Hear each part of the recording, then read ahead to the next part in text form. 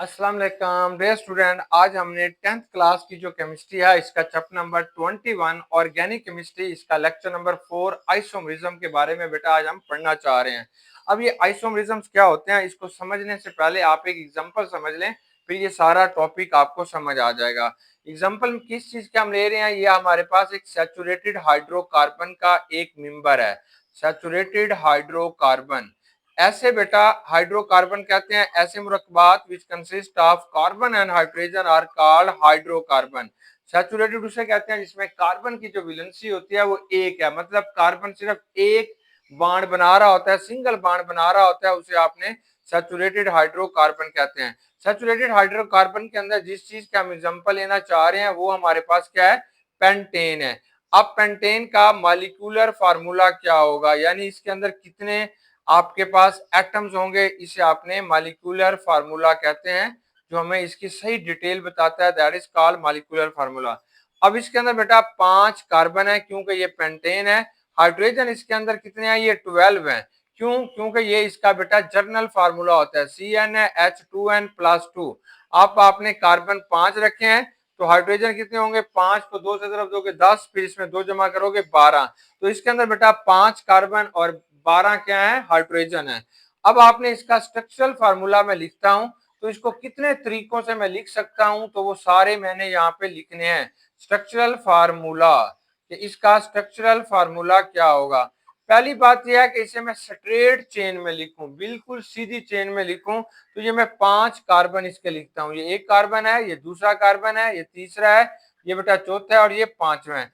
अब मैं इसे बैलेंस करता हूं, यहाँ पे CH3 आएगा, यहाँ पे बच्चों CH2 आ जाएगा, यहाँ पे भी हमारे पास क्या आएगा, CH2 आएगा, यहाँ पे भी क्या आएगा, CH2 आएगा। और वहां पे कितने कार्बन होंगे, यहाँ पे बेटा 3 कार्बन होंगे। तो ये इसका क्या हो गया, स्ट्रक्चरल फार्मूला हो गया। यानी ये भी CH3 है, इसको हम यूं भी लिख सकते हैं, ये CH3 है, ये CH2 है, ये भी बेटा CH2 है, ये भी CH2 है और ये CH3 है। अगर आप इसको गिनोगे तो ये 5 कार्बन और 12 हाइड्रोजन होंगे, तो इसे हम कहते हैं ओपन चेन। तो ये आपके पास क्या होगा, पेंटेन है। पेंटेन, पेंटेन का एक फार्मूला है। अगर पेंटेन या कोई भी सैचुरेटेड हाइड्रोकार्बन सीधी लाइन के अंदर आ रहा हो तो आप उसे एन पेंटेन कहते हैं, इसे आप एन पेंटेन का नाम भी दे सकते हैं, जैसे कहते हैं। अब हम इसकी एक ब्रांच बना लेते हैं, एक चेन बना लेते हैं। ब्रांच क्या करते हैं कि हम ऐसे करते हैं कि ये CH3 लेके यहाँ पे एक CH, एक हाइड्रोजन को कम करके, तो यहाँ पे आपने CH3 लगा दिया, तो यहाँ पे बेटा CH2 लगा दिया, तो ये आपके पास CH3 बन गया। तो ये आपके पास क्या बन गई, एक ब्रांच बन गई है। अब इस ब्रांच में ये कार्बन नंबर 1 है, ये कार्बन नंबर 2 है। कार्बन नंबर 2 के ऊपर एक मिथाइल ग्रुप लगा हुआ है। टोटल ये कार्बन कितने हैं, 4। तो आप इसे कहते हैं 2 मिथाइल ब्यूटेन। इसका नाम थोड़ा चेंज हो गया, 2 मिथाइल ब्यूटेन बेटा इसका क्या बन गया, नाम बन गया। अब हम क्या करते हैं, इसके अंदर एक और ब्रांच बनाते हैं, यानी ये जो CH3 है इसको ऊपर लगा देते हैं, ये जो H है वो इसके साथ लगा देते हैं। तो अब एक इसका नई स्ट्रक्चरल फार्मूला बन जाएगा, इसमें 2 ब्रांचेज आ जाएंगे, एक CH3 ऊपर आएगा, एक बेटा CH3 क्या आएगा, नीचे आएगा, और एक CH3 क्या आएगा, इधर आएगा। अब देखिए ये जो 1 2 3 इसको आप कहते हैं प्रोपेन, ये प्रोपेन कहलाएगा। अब बेटा इसका जो दूसरा कार्बन है इसके ऊपर 2 मिथाइल अटैच हैं, तो अब इसे कहेंगे 2 di methyl propane, 2 di methyl propane, ये 2 डाई मिथाइल प्रोपेन बन जाएगा। अब हम देखते हैं क्या इन सब का मॉलिक्यूलर फार्मूला सेम है या नहीं सेम। तो देखो इसमें कार्बन गिनो कितने हैं, 1 2 3 4 5 कार्बन, ठीक है। हाइड्रोजन गिनो 3 और 2 5, 5 और 2 7, 7 और 2 9 और 3 12, ओके।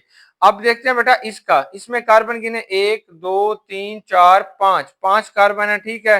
हाइड्रोजन गिने 3 और 1 4, 4 और 2 6, 6 और 3 9, 9 और 3 12, बिल्कुल ठीक।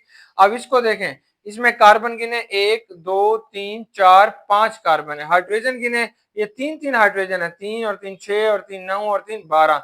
तो अब हम तीनों स्ट्रक्चर्स को देख रहे हैं कि they have same molecular formula. तीनों स्ट्रक्चर्स के अंदर बेटा इनका मोलेकुलर या मॉलिक्यूलर फार्मूला सेम है, लेकिन इनका स्ट्रक्चरल फार्मूला क्या है बेटा, मुख्तलिफ है। तो ऐसे मुरक्कबात जिनका मॉलिक्यूलर फार्मूला सेम हो जाए लेकिन स्ट्रक्चरल फॉर्म जो होती है या स्ट्रक्चरल फार्मूला जो होता है वो मुख्तलिफ हो जाए, इन्हें आपने आइसोमर्स कहते हैं। तो अब आप इसे डिफाइन करते हैं कि आइसोमर्स क्या होते हैं। आइसो का मतलब होता है same, that is a Greek word.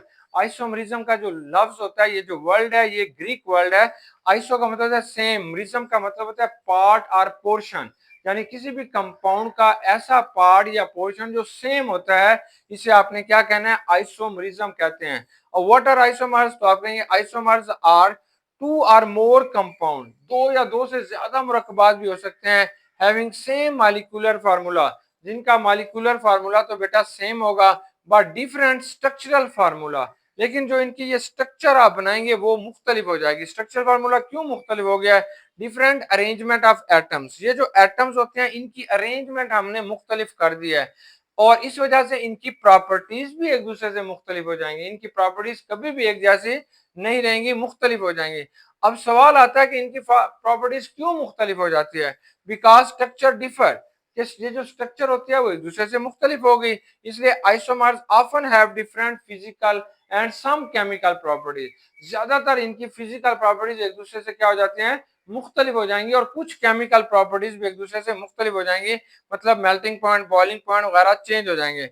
अब ये जो एन पेंटेन है, इसका मेल्टिंग पॉइंट और है, इसका मेल्टिंग पॉइंट, इसका बेटा जो आपके पास 2 मिथाइल ब्यूटेन है, अब इनके अंदर आपने क्या किया है, आपने बेटा इनके अंदर ये चीजें देखी है, due to different arrangement of atoms, ये जो एटम्स की डिफरेंट अरेंजमेंट हुई है उसकी वजह से इनके नाम भी मुख्तलिफ हो गए हैं, इनके जो नाम है वो मुख्तलिफ हो गए हैं। जैसे ये 2N पेंटेन है, इसे आपने 2 मिथाइल ब्यूटेन कहते हैं, और ये आपके पास 2,2-डाइमिथाइल प्रोपेन बन गया, इनके नाम मुख्तलिफ हो गए, इनके अंदर अरेंजमेंट ऑफ एटम्स मुख्तलिफ हो गई, इनकी बेटा फिजिकल प्रॉपर्टीज बिल्कुल मुख्तलिफ हो गए, इसका मेल्टिंग और बॉइलिंग पॉइंट और है, इसका और है, इसका बेटा क्या होगा, और है, सिर्फ अरेंजमेंट की वजह से ये एक दूसरे से मुख्तलिफ हो जाते हैं, that is known as a isomerism. ऐसे फिनोमिना को आप क्या कहते हैं बेटा, आइसोमरिज्म कहते हैं। अब हमारे पास जो अल्केन है, ये सिंपलेस्ट सैचुरेटेड हाइड्रोकार्बन है। अब हम देखते हैं कि अल्केन के कौन कौन से जो कंपाउंड है वो आइसोमरिज्म शो करते हैं और कौन से शो नहीं करते। बेटा हमारे पास जो मीथेन है, ये डज नॉट शो आइसोमरिज्म। अब मीथेन क्यों नहीं शो करते, तो देखें ये मीथेन का फार्मूला है CH4, अब आप इसको चेंज नहीं कर सकते, इसकी कोई चेन नहीं बना सकते। सिमिलरली बेटा ये जो इथेन है, it can also does not show isomerism. Ethane क्यों नहीं शो करती, क्योंकि इसके अंदर भी आप कोई चेन नहीं बना सकते, कैसे बनाएंगे, इसको इधर वो सेम रहते हैं। ऐसे हमारे पास जो प्रोपेन है, ये भी आइसोमरिज्म शो नहीं करती, क्योंकि इसका भी आप कोई चेन नहीं बना सकते। अगर आप इसको इधर लिखते हैं तो ये एक ही बात है, बस आपने थोड़ा नीचे करके लिख दिया, ये चेन नहीं है, ये एक ही चीज है, अगर इसको उठा के इधर करेंगे तो सेम चीज रह जाएगी। तो अब हम कहते हैं जो मीथेन, इथेन और प्रोपेन जो होते हैं, do not show structural isomerism, ये स्ट्रक्चरल आइसोमरिज्म शो नहीं करते, because they have each has only one possible structure, इनकी सिर्फ एक ही स्ट्रक्चर बनती है, इनकी स्ट्रक्चर सिर्फ एक ही बनती है, इसलिए ये आइसोमरिज्म शो नहीं करते हैं, या they do not have a isomers, they do not have a possible structures, इनकी एक से ज्यादा स्ट्रक्चर है नहीं बनती। अब बेटा हम देखते हैं कि आइसोमर्स ऑफ ब्यूटेन के कौन से आइसोमर्स होते हैं। सबसे पहले ब्यूटेन का फार्मूला क्या होगा, ये C4 होगा। अब इसमें H कितने होंगे, यहां से काउंट करें, 4 दूनी 8 और 2 10, इसमें H बेटा कितने हो जाएंगे, 10 हो जाएंगे। अब इसको आप कैसे लिखोगे, तो ये 4 कार्बन बनाइएगा, ये CH3 है, ये बेटा CH2 है, ये भी आपके पास CH2 है, ये CH3 है, इसे आप कहते हैं एन ब्यूटेन, या आप इसे ब्यूटेन कहते हैं, ये ब्यूटेन आ गया, ये ब्यूटेन। अब इसकी आपने ब्रांच बनानी है, एक मिथाइल ग्रुप को इधर लगा दीजिएगा तो ये बनेगा CH3 आ जाएगा, ये CH है, यहाँ पे बेटा एक CH3 आ जाएगा, ये CH3 आ जाएगा। अब ये मिथाइल दूसरे कार्बन पे अटैच है, तो इसलिए आप इसे कहते हैं 2 मिथाइल, ये 2 मिथाइल बनेगा, और आगे क्या कहेंगे, प्रोपेन, ये 2 मिथाइल प्रोपेन बन जाएगा, क्योंकि ये दूसरे कार्बन के ऊपर मिथाइल आ गया। अब आप देखते हैं क्या इन दोनों के अंदर नंबर ऑफ एटम सेम है, तो सेम है, 1 2 3 4, 4 कार्बन है, 3 और 2 5, 5 और 2 7 और 3 10, 10 हाइड्रोजन है, 1 2 3 4, 4 कार्बन है, हाइड्रोजन 3 और 1 4, 4 और 3 7, 7 और 3 10, दोनों के अंदर मॉलिक्यूलर फार्मूला सेम है, लेकिन अरेंजमेंट ऑफ एटम एक दूसरे से क्या होगी बेटा, मुख्तलिफ हो गई है। तो ऐसे कंपाउंड जिनका मॉलिक्यूलर फार्मूला तो सेम होता है लेकिन स्ट्रक्चरल फार्मूला मुख्तलिफ हो जाएगा, उनको आपने आइसोमर्स कहते हैं। अब नेक्स्ट जो बेटा हमारा मेंबर आता है उसे आप पेंटेन कहते हैं। पेंटेन कितने आइसोमर्स बनाएगा वो आपने दिखा दिया है कि पेंटेन के 3 आइसोमर्स होते हैं। ये बेटा आपके पास क्या होगा, पेंटेन, इसके कितने होते हैं, 3 आइसोमर। ये 3 स्ट्रक्चरल फार्मूले बना सकता है, इसके 3 आइसोमर्स होते हैं। ये जो बेटा हेक्सेन है, हेक्सेन के कितने आइसोमर्स होते हैं, इसके 5 आइसोमर्स होंगे, इसके 5 आइसोमर्स हमारे पास बनते हैं। अब हम देख रहे हैं as number of carbon atom increases, जैसे जैसे हम इस बात की तरफ आ रहे हैं कि as number of carbon atom increases, as number of carbon, जिस तरीके से बेटा ये जो कार्बन एटम होते हैं वो इंक्रीज हो रहे हैं, कार्बन एटम की जो तादाद होती है वो बढ़ रही है, इंक्रीज हो रही है, वैसे वैसे number of isomer increases, number of isomer, ये जो आइसोमर्स होते हैं इनकी जो तादाद होती है वो भी क्या हो जाती है बेटा, इंक्रीज होना शुरू हो जाती है, बढ़ना शुरू हो जाती है।